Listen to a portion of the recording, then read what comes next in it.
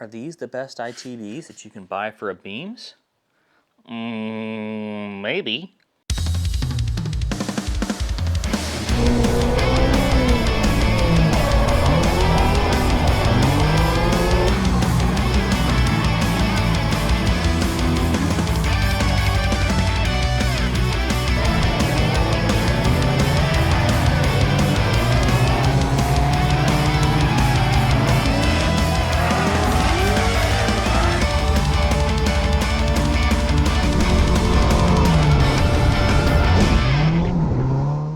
I got a couple packages today from Panic Made. I'm super excited. I'm making some progress on my Beams A86 hatchback Levin project.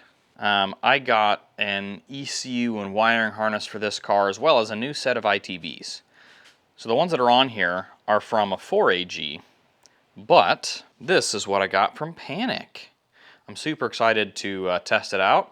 Obviously my car isn't running yet, but I want to do some side-by-side comparisons to show the differences between the Panic ITBs and the 4AG ITBs.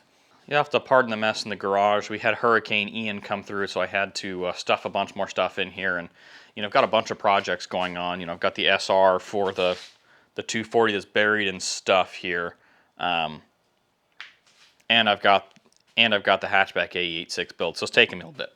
All right, so before we do a side-by-side comparison on the bench, I wanted to show what this all comes with and the differences in mounting, since I already have both of them mounted. This is my test engine in the garage. So the Panic ITBs come with the throttle bodies, TPS sensor, the adapter flange, and then the velocity stacks, okay?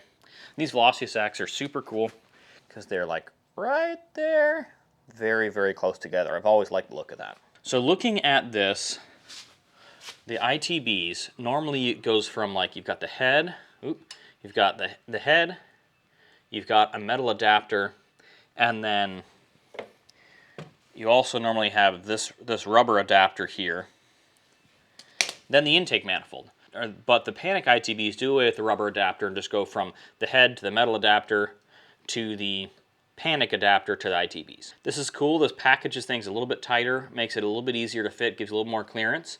But it's also worth mentioning that, like, this rubber adapter, the rubber adapter is like a thermal spacer between the head and the intake manifold. So if you had a full intake manifold, what that would do is that would lower your intake air temps, because the rubber adapter there, the rubber insulator, would prevent heat soaking the manifold.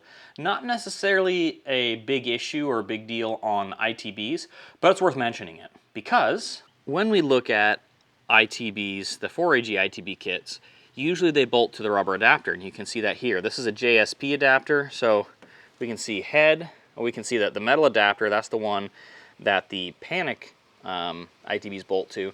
Then you've got the rubber insulator, then you've got the JSP adapter, and then the ITBs. So a little bit different. What this does, though, is it pushes everything just a little bit further. So it's like really, really tight fitment. Obviously you can change different stack lengths for different fitment, but this is what I've got. Another thing that's probably important to note is, like, the 4AG ITBs, like, the throttle cable comes like up here, right? It comes right here, and there's different ways you can change this to like a pull down setup or whatever, but the Panic ITBs have a pull down on the back of it. So what that does is it means your throttle cable is going to be tucked like behind the engine, to be hidden really nice. It'll make it look pretty clean. Compared to the stock 4AG setup, you have your throttle cable come out and around and then there. So, just one little thing. Okay, now that we've looked at those, we'll go ahead and pull them off of the engine, set them on the bench, and do some side-by-side comparisons. All right, we've got both sets off of the engines. One of the biggest things you can see right away is the height difference. So the Panic ones are a lot shorter than the 4AG ones, which means the fitment is going to be a lot better on the Beams ones. You're not going to have as much clearance issues. So you should be able to run, filters and stuff like that without an issue, as long as you can adapt a filter to it. But it also means more clearance for other stuff in the engine bay. I really like this style of velocity stack where they fit really tight together, these big bell mouths. So that's pretty cool to see. This is obviously a lot simpler because it doesn't have all the extra ancillary things that, like, The 4AG ones do. So I still have the dash pot on my 4AG ones. That's so that when you snap off the throttle, you've got a little bit of a cushion so it doesn't stall, you know, things like that. Got all these extra linkages and stuff sitting here for this setup. Now, when we go to, let me flip this around here. That's all that's there for the panic for the throttle, just this. So that's pretty nice, pretty simple, pretty easy. Each runner, each throttle body has a vacuum reference, so you can grab all those, put them to a vacuum manifold. I'm gonna go ahead and flip this over.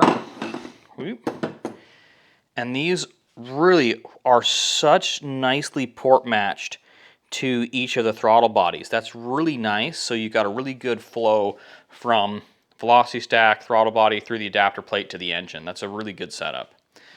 Now, with this, I need to check. When I bought these throttle bodies, I was told they're black tops. They might actually be silver top. And the reason why I wonder if they're silver top is you can see the lip of the throttle body in here. So the JSP adapter is really good. But I just wonder if these are actually silver top because, well, I don't know if I'm able to show it any better. Not really. Okay.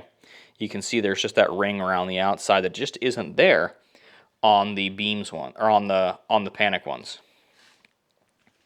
And the JSP adapter is good. It's nice and simple. You know, it also has vacuum ports for each throttle body. Mounts up nice. It's still a good setup. I guess what I'm going to do now is I'm going to pull off some of the throttle bodies, one throttle body from each, and measure the internal size so we can do a size comparison from one to the other. Okay, so we've got one ITB of each pulled off. We're going to use my my handy dandy Harbor Freight measurement tool here just to get an idea of what each of them measure at. So we're going to measure the opening side where the velocity stack bolts, as well as the back side where it bolts to the engine. See if I can do this one-handed here.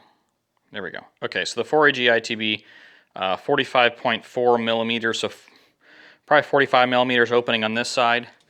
Now, the Panic ITB, 51.7, so 52 millimeter opening on this side. Okay, now we'll flip it over to the back side. 42 millimeter? Man, that's tiny. Okay. I'm going to flip this guy over. Oh, one thing you can see here that the Panic one uses an O-ring to seal against the manifold, which is a little different than the 4AG ones have a gasket. But okay, so that's 42 millimeters, and this guy here is 51.98. So yeah, the Panic ones are 52 millimeters straight through, whereas the other ones are like a 45 and neck down. That's what it was, right? A 45. Yeah.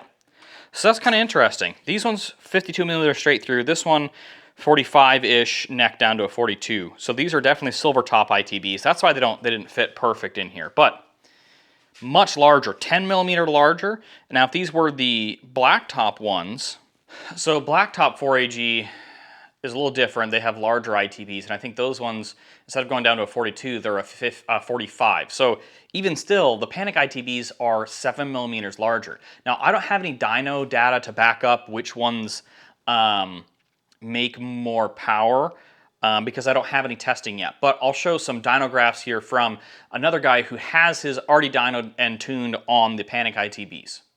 All right, here we have a side-by-side comparison of the old setup, which is red, that's the blacktop ITBs, and blue is the new ITB setup from Panic.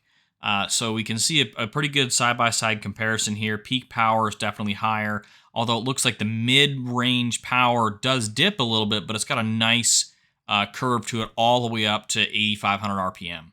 So if we look at the max power, though, we can see, you know, at the very bottom here, we can see 158 foot-pounds of torque. That's with the blacktop ITBs, and 152 foot-pounds of torque with the Panic ITBs. And then we can look at the horsepower, 214 with the old ITB setup and 238 with the Panic ITB. So more peak horsepower, a little less torque. Both of these are really healthy numbers. The important thing with these dyno graphs to note is that the numbers may not be the same from one dyno to another, but we can see the measured difference of the old setup to the new setup. The Panic ITBs made 25, more horsepower. That's pretty good. So a little bit less mid-range power, but more peak, and it just climbs all the way up to RPM instead of kind of tapering off. So what do you think? The Panic ITBs the best ITBs for beams?